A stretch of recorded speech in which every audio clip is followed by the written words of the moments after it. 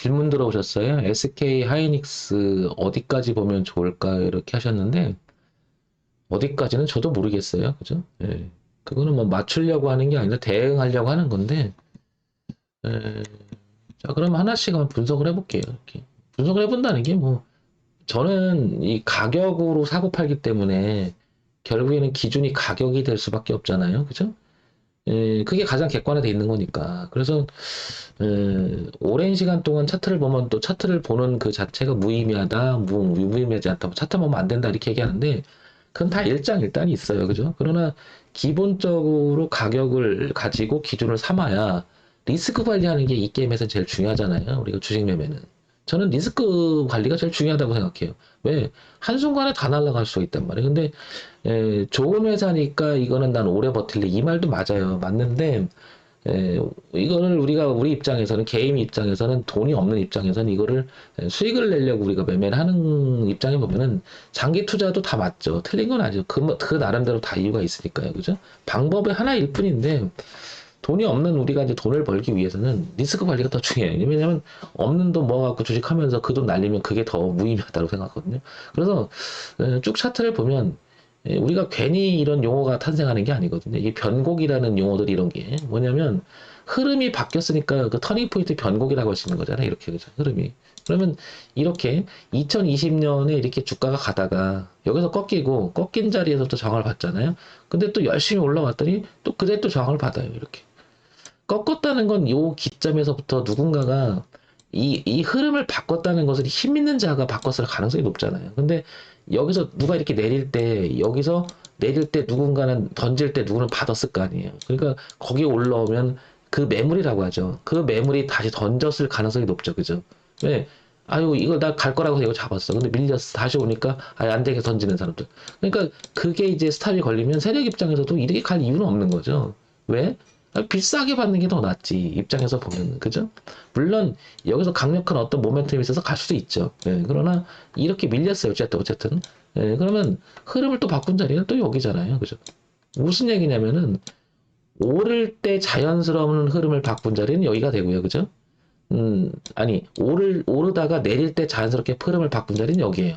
그러나 이제 내리다가 자연스럽게 흐름을 바꾼 자리는 또 여기에요. 그죠? 여기 가격대가 그죠? 우리는 이런 자리를 변곡 포인트라고 얘기를 해요, 여기를. 이렇게. 이 주식시장에 쓰는 용어들이 괜히 쓰는 게 아니거든요.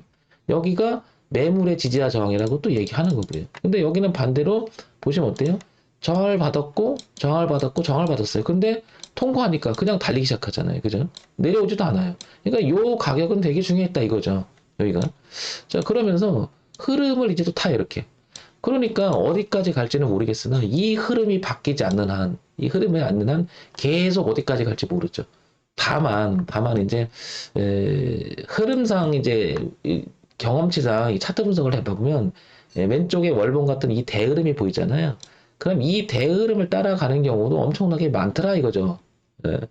이 특징적으로 차트 분석을 하는 이유들이 다 그런 건데 이걸 쳐다보는 사람이 한두 명이 아닐 거라는 거죠. 그래서 대저항이 있는 곳을 우리가 생각해 보면 하이닉스는 열려 있는 공간 자체가 단기적으로 얘기 드리는 거예요. 그죠? 여기까지는 붙으러 가지 않을까. 이렇게.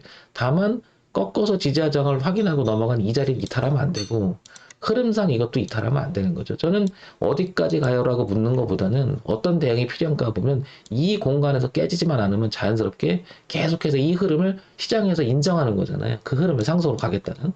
그래서 우리가 이거를 상승의 흐름이다. 상승의 흐름은 그래 저가가 높아지고 저항대를 통과한 이런 자를 기준을 가지고 움직일 때 상승 영역에 들어갔다. SK 하이닉스는 지금 상승 영역에서 열려있는 공간이 이렇게 간다면 17만 원에서 한 18만 원까지는 기본적으로 열리지 않나 이렇게 보여지는 거죠. 뭐 여기까지 가는지 안 가는지 모르겠으나 아마도 제 강의를 꾸준히 들으시면 들었겠지만 제가 하이닉스도 이런 얘기 드렸죠. 여기 일대에서 물론 일봉에서 한번 잠깐 봐볼게요. 이렇게 넘어갔었잖아요. 그 당시. 그다음에 이렇게 넘어갔잖아요. 제가 여기도 얘기를 했었어요. 그죠? 여기를. 그 다음에 이렇게 넘어가면 이 지지와 저항이잖아요. 이렇게. 그죠? 그럼 올라갔다 앉게. 그러면 여기서 내가 샀다 그러면 대응하는 거죠. 빠진다 그러면 이 저항이 지지로 바뀌었으니까 빠지면 저항이 될 가능성을 논하는 거죠. 물론 여기서 무조건 저항받는다는 게 이렇게 가는 경우도 많아요. 그럼 이렇게 손절하고 그러면 무의미하다 이렇게 얘기를 하는데 언제까지 빠질지 모르니까.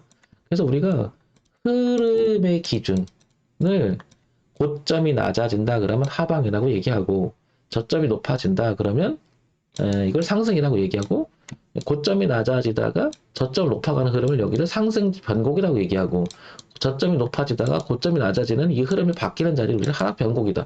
이렇게 기준적인 어떤 정의가 필요하다는 거죠. 이런 용어를 가지고 우리가 뭐 하는 거죠? 리스크 관리. 리스크 관리. 중요하다고 보는 거죠. 따라서 하이닉스는 열려있는 공간이 한 18만 원까지는 열려 있는데 여기 13만 원도 동시에 볼 줄 알아야 된다는 거죠. 이렇게 13만 원에서 그래서 당분간 18만 원까지 왔다 갔다 하면서 이렇게 가지 않을까라고 예측을 해보는 거죠. 그죠? 이런 점만 참고해 보세요. 기준에 대한 이야기.